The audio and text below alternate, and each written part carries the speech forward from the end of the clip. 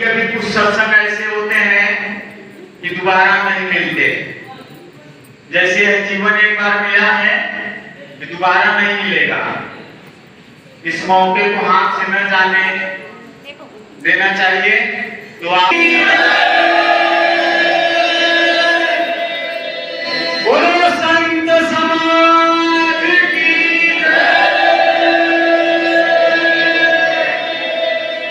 बोलो आए हुए सभी बहुत बहुत धन्यवाद। आप लोगों को दिल से बहुत बहुत साधुवाद। ये आप लोगों ने वास्तव में जोरदार जयकारा लगाया और ये आवाज जहां तक गई होगी निश्चित है एक बार नींद सबकी भंग हो गई होगी। तो अब आगे चलते हैं। आप लोग ध्यान से सुनिएगा और शांति बनाए रखिएगा। आज हम लोग गुरु पूर्णिमा मनाने आए हैं। क्या मनाने आए हैं? गुरु पूर्णिमा। गुरु पूर्णिमा जो है एक गुरु भक्त के लिए बहुत बड़ा पर्व है। एक गुरु भक्त के लिए बहुत बड़ा पर्व है और निर्गुणा के लिए तो कोई मायने नहीं रखता है। उसके लिए पर्व कोई पर्व नहीं है। यह केवल गुरु भक्त के लिए, गुरु के लिए। इसलिए जो है हम आप गुरु महाराज जी के श्री चरणों में यह जो जीवन मिला, इनकी छत्र छाया में जीने का, पलने का, परवरिश का मौका मिला। ये बड़े धन्य भाग हैं हमारे कि गुरु महाराज जी के श्री चरणों का सहारा मिला। हम कोई ज्ञानी नहीं है, न हम गुरु हैं, न हम कोई कथावाचक हैं। हम अपने श्री गुरु महाराज जी के श्री चरणों का बहुत छोटा सा तुच्छ सेवक हैं और कुछ नहीं है। इसलिए मैं अपने श्री गुरु महाराज जी का गुणगान गाने का प्रयास करता हूं और उन्होंने अपने जीवन काल में इस सेवक को जो सिखाया पढ़ाया वही आप लोगों के बीच में रखने का प्रयास करता हूं। मैं अपना कुछ नहीं सुनाता हूं। जो अनुभव देते हैं, जो उनका अनुभव प्रसाद मिलता है, वही आप लोगों के बीच में रखने का प्रयास किया जाता है। तो 6 तारीख को महाराज जी का निर्माण दिवस मनाया गया था।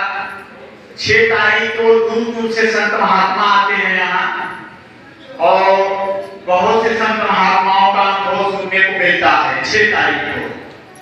तो हम आप लोगों से आग्रह करेंगे कि 6 तारीख को जो 6 जुलाई का महाराज जी का निर्माण दिवस मनाया जाता है, उसमें आप लोग ज्यादा से ज्यादा आने का समय निकाला करिए, क्योंकि उसमें बहुत दूर दूर से संत महात्मा आते हैं, अच्छे अच्छे अनुभवी और ज्ञानी विद्वान आते हैं। तो आप लोग 6 जुलाई को भी ज्यादा से ज्यादा समय में संख्या में आया करिए। तो हमारा अगला टॉपिक क्या है कि परमात्मा को प्राप्त करने का सरल उपाय। यहाँ सभी लोग अपना अनुभव व्यक्त करते हैं और गुरु महाराज जी ने जो अनुभव प्रसाद दिया वो आप लोगों के बीच में हम रखने का प्रयास कर रहे हैं कि परमात्मा इसी शरीर में है। सभी लोग कहते हैं और सभी लोग सुनते चले आ रहे हैं। ये बहुत दिन हो गया कहते सुनते कि सभी के शरीर में परमात्मा है, लेकिन तब तक विश्वास नहीं होगा जब तक आप अपने इस काया नगरी में, इस शरीर में उस परमात्मा को प्राप्त नहीं कर लेंगे। जैसे आप जो है जीवन भर शक्कर शक्कर चिल्लाइए तो क्या मुंह को मिठास मिलेगी? जुबान को मिठास मिलेगी? केवल चिल्लाने से मिठास नहीं मिलेगी। अगर मिठास मिलेगी तो शक्कर खाने के बाद ही मिलेगी। उसी प्रकार हमारा इस पर जोर देकर कहना है कि सभी लोग कहते हैं कि इसी इंदौर नगरी में नारायण का वास है। हम भी कहते हैं कि 100% है, लेकिन मानकर चलना ये अज्ञानता है, जानकर चलना ये ज्ञान की बात है, अनुभव की बात है। मानने और जानने में दोनों में बहुत अंतर है। मानने को आप कुछ भी मान लोगे, वह आपको जो है संतुष्ट नहीं कर पाएगा। और जानकर चलेंगे, जान लेंगे जिस दिन, उस दिन आप अंदर से एकदम मजबूत हो जाएंगे और आपको विश्वास हो जाएगा। दुनिया कुछ भी कहे लेकिन आप उसी पर अड़िग रहेंगे। यहाँ वास्तव में हमने शक्कर खाया है, वास्तव में मीठा होता है। कोई कहेगा नहीं खट्टा होता है, कोई कहेगा नहीं तीखा होता है, कोई कहेगा नहीं नमकीन होता है, लेकिन आप कभी नहीं स्वीकार करोगे। अगर शक्कर खाए रहोगे तो आपको पूर्ण विश्वास हो जाएगा कि वो मीठा होता है। तो नर में, इस शरीर में नारायण है, तो कैसे उसको सरल उपाय से प्राप्त किया जा सकता है? कबीर साहब ने कहा है, प्रमाण सहित हम बात करेंगे।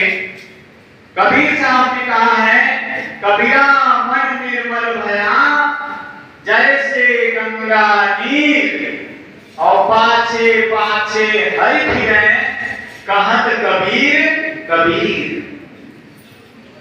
कबीर साहब कह रहे हैं कि अगर हमारा अंतःकरण, हमारा मन अगर निर्मल हो गया, पवित्र हो गया, तो हमें हरि को ढूंढने की जरूरत नहीं पड़ेगी। हरि हमारे पीछे पीछे दौड़ते रहेंगे, कबीर कबीर करते। और इसी पर रामचरितमानस कहती है, निर्मल मन जन सो मोहि पावा, और मोहि कपट छल छिद्र न भावा।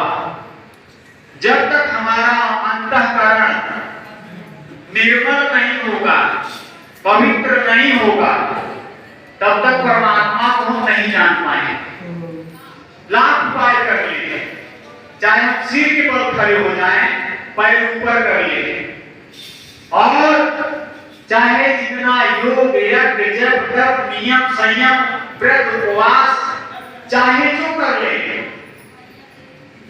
हम परमात्मा को नहीं जान पाए। परमात्मा को जानने और समझने का केवल एक मार्ग है। इसीलिए बार बार सत्संग किया जाता है, बार बार भजन किया जाता है, बार बार संतों की सेवा की जाती है। किस लिए? कि हमारा अंतःकरण निर्मल हो जाए, शुद्ध हो जाए, पवित्र हो जाए। जिस दिन परमात्मा का आप जो है दर्शन चाहते हैं कि हमें मिल जाए, तो आपको पूरी ताकत लगा के केवल अपने अंदर की सफाई करनी है, अपने अंदर की गंदगी को निकालना है, मन को निर्मल करना है, कोई विकार न हो। अगर हमारे अंदर ये विचार आ जाए कि हम बड़े ज्ञानी हैं, बड़े अनुभवी हैं, या महाराज जी की बहुत बड़ी हमारे ऊपर कृपा है, माया इतनी प्रबल है, वह मोटी माया सब तजय, झीनी तजी न जाए, और सूर्य मुनि और देवता झीनी सबको खाए। झीनी माया ऐसी है, बड़े बड़े ऋषि मुनियों की खा जाती है, उठा के पटक देती है, चारों खाना चित्त हो जाते हैं और उनकी सारी सीधी पिट्टी बंद हो जाती है।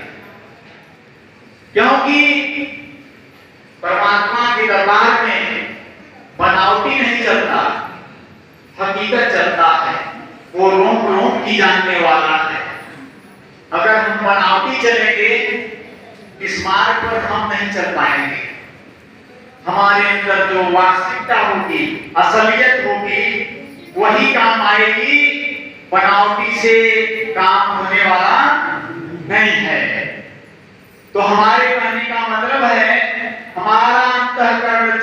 शुद्ध हो जाएगा, पवित्र हो जाएगा, उस क्षण परमात्मा के दर्शन से हमें कोई रोक नहीं पाएगा। और जब तक हमारा अंतःकरण मलिन रहेगा या जब तक समझिए हमें परमात्मा का दर्शन नहीं हो रहा है, तब तक समझिए हमारे ही अंदर कमी है, हमारा ही अंतःकरण भी गंदा है, जो कि हमें परमात्मा का दर्शन नहीं हो रहा है। परमात्मा इतना नजदीक है, उतना नजदीक कुछ नहीं है, लेकिन जरूरत है अंतःकरण शुद्ध करने, पवित्र करने। मीरा एक राजघराने की थी और उनके गुरुदास संत रविदास महाराज एक चर्मकार थे, जूता चप्पल बनाने वाले थे, चमड़े का काम करते थे, लेकिन मीरा का अंतःकरण अपने गुरु के प्रति इतना निर्मल और पवित्र था। उसी निर्मलता के कारण आज मीरा का नाम जग जाहिर है, देश विदेश में रोशन है और बड़े सम्मान के साथ उनका नाम लिया जा रहा है। क्यों? मीरा का हृदय अंतःकरण एकदम शुद्ध हो गया। शुद्ध करने का साधन क्या है ये भी बता दे रहे हैं। आप हमेशा जब तक जीवन है संतों की सेवा में रहिए। पहला सेवा, दूसरा सत्संग। आप जो है समय निकालकर जीवन में सत्संग करते चलिए। और तीसरा है सुमिरन भजन। जब आप मन लगा के सेवा करेंगे तो अंतःकरण आपका शुद्ध होगा, पवित्र होगा। और सत्संग सुनेंगे तो उसको बल मिलेगा, ऊर्जा मिलेगी। इसीलिए कहें एक घड़ी आधी घड़ी आधी में कछुआ, तुलसी संगत साथी कटाए कोटि अपराध। ऐसे ही नहीं कह दिया गया, बहुत बड़ा इसमें बल है, बहुत बड़ी ताकत है। सात स्वर्ग अपवर्ग सुर धरी तुलाए अंग, तूल ताहि सकल मिली जो सुख लो सत्संग। ज्ञानियों ने कहा ये एक स्वर्ग के लिए योग पड़ता है, ऐसे 7 स्वर्गों का सुख ले लो और तराजू के एक पलड़े पे रख दो और पूरे भूमंडल के सुख को ले लो। उसी पलड़े में इसको